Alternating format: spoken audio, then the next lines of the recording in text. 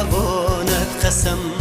به کوه و به دشت و به دامانی تو، به مرغی بلند آشیانت قسم، که جان و تنم را فدا